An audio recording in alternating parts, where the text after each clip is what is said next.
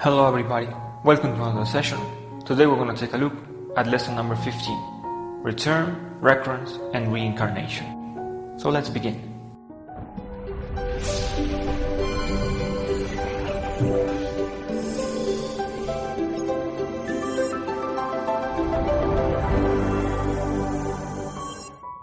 One life in the flesh is only a link of the great chain of the evolution of the soul. Well, let us begin by saying that we think we are free, but in reality we are not. There are 48 laws that rule this three-dimensional world, this planet. And to comprehend and understand the value of each of those laws will help us to live better. So for instance, the law of gravity. We know that we can't fly here, and therefore we act accordingly. We're not going to jump off a cliff, right? So knowing how the law of gravity works, we can take care and avoid certain obstacles and problems that could come into our lives. Death is the return to the very beginning of your life with the possibility of repeating it again. So what is reincarnation? It means to return in the flesh, to come back in the flesh. Only venerable masters have the ability to reincarnate. We have to make a clear difference between a return, which is something completely mechanical, and reincarnation. A venerable master, he decides, okay, humanity is suffering, I'm going to reincarnate in order to help them find the way, find the path, find the truth. But we cannot reincarnate. We, the average citizen, just return. We are trapped here in this three-dimensional world. So return means to come back, to make a comeback again. You and I, we have lived many lives. I remember all of my lives, but you do not remember yours. So anytime we die, depending on the number of existences that we have left, then we make a comeback. Not because we choose to, but because the divine law sends us back. Because we have something that we have to do. We haven't yet accomplished our mission. And then recurrence, it means to occur or to happen again. Events tend to repeat, tend to happen again. Certain things that we did in our past life, they will reoccur. So we will more than likely marry the same person, have an affair with the same girl, we will make businesses with the same person, we will have the same friends, etc.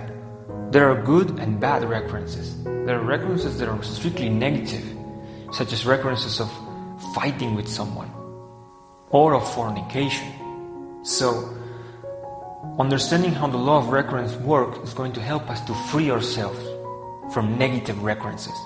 Because there are good recurrences, like a good marriage, for instance, like a good loving relationship. That is something good.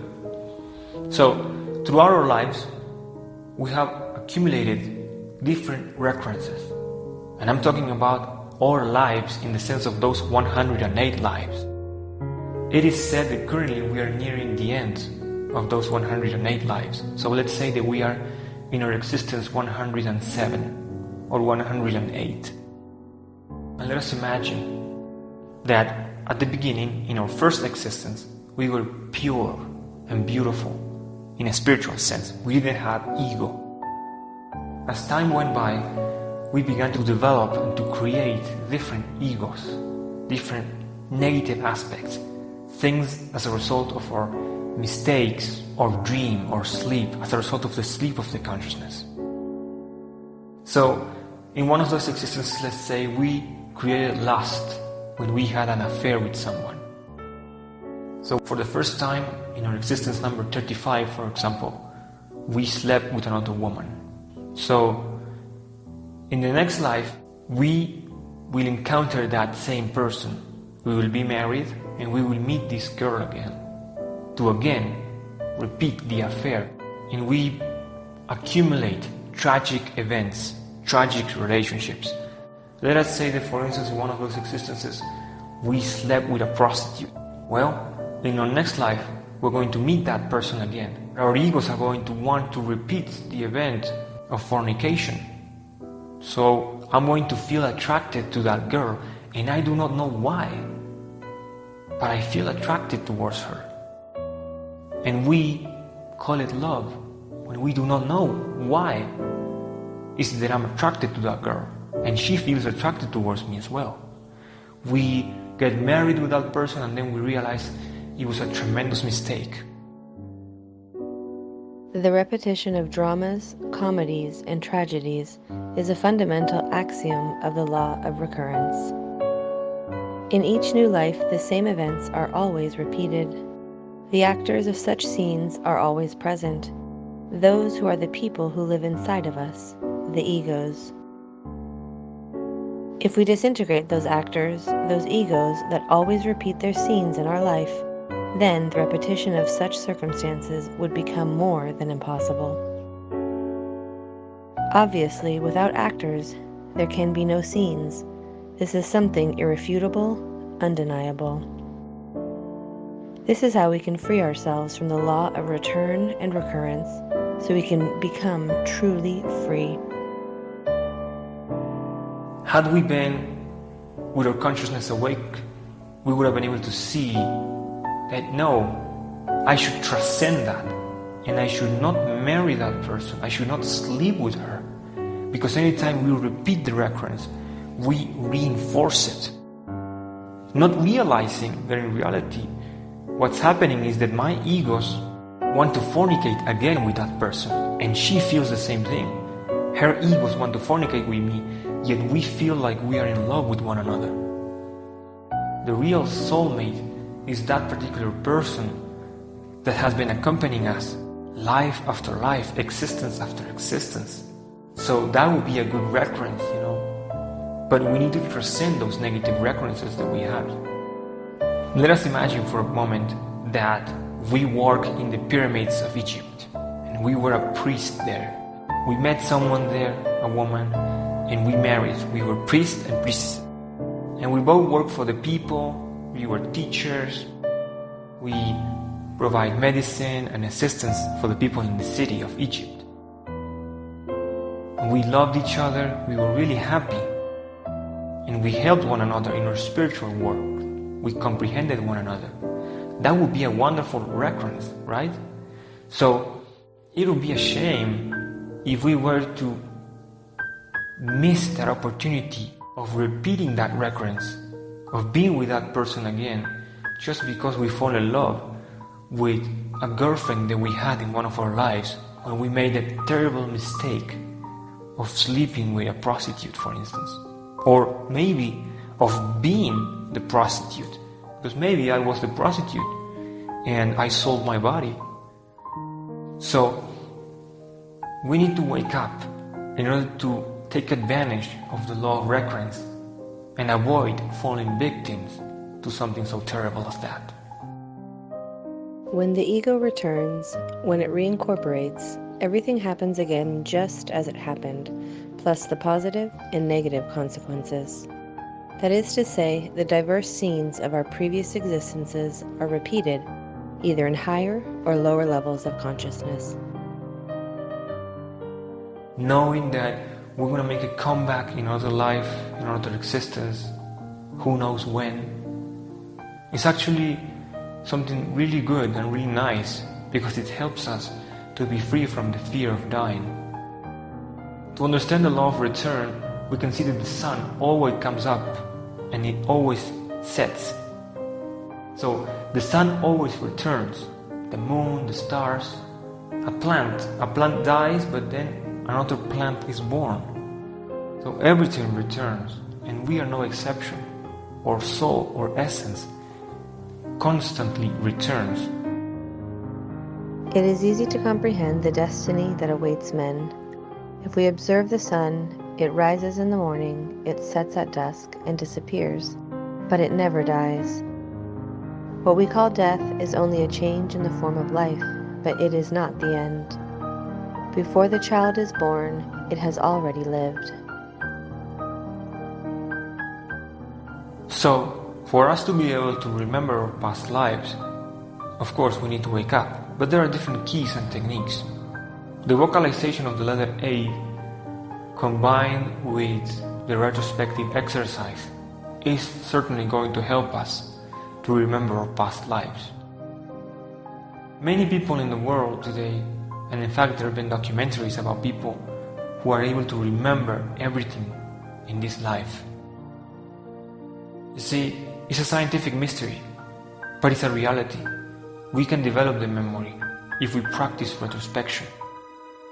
What I need to try and do is I need to go back into my childhood, and I need to try to remember and make a retrospection of what I did. For instance, what happened when I turned 5 years on my 5th birthday. What did I eat? Who came? Who was with me at that time? And so we need to try and reactivate the memory. And so tomorrow we want to try to remember our 4th birthday, or 3rd birthday, and so on. And eventually we'll be able to remember things that we did when we were 2 years of age. One day we will remember something that we did at the end of our previous life. It's like pulling a rope, right? You try to remember, okay, what happened when I turned 3? How was my birthday? During meditation, you concentrate yourself with all your energy in remembering. And you will be able to remember after a few sessions. And then we're going to pull the rope a little more and try to remember, okay, what happened on my 2nd birthday? Where was I? In making such an effort of digging our memories, certain areas of our brain will activate. All of a sudden, one day we will wake up in the morning and we'll be like, hey, I remember what I did, how I died. I remember how I died. I remember in my previous life. Death is the beginning of life. If we make an effort and we concentrate on that event, we will be able to reconstruct more and more of that past life and eventually reconstruct it completely. And the more we do this exercise, the easier it will become. We tend to return in the same family. We are our own ancestors, so it could be that I am my great-great-grandfather. So that is why it's also very important for us to be very selective when we choose our wife, and remembering the type of relationship that we had with somebody is going to enable us to classify those relationships into negative or positive. Okay, a business. I remember that in my past life I made businesses with this man and he was really successful. He was a good partner. We succeeded. That's a positive reference. But what about if I remember that he betrayed me? He actually betrayed me. Well, then in this life I would be completely crazy if I wanted to make business with that person again. Yet by the law of recurrence, I will tend to repeat that mistake. So it is fundamental to remember our past lives to avoid making the same mistakes all over again. The life of each one of us, with all its events, is always the same, repeating from existence to existence throughout the innumerable centuries. The life of each one of us in particular is a living movie that we take with us to eternity when we die. Each one of us takes this film and brings it back to project it again on the screen of a new existence. So, as usual, that's all I have for you today. Don't forget to make the practices and the exercises, and I'll see you next time. Take care.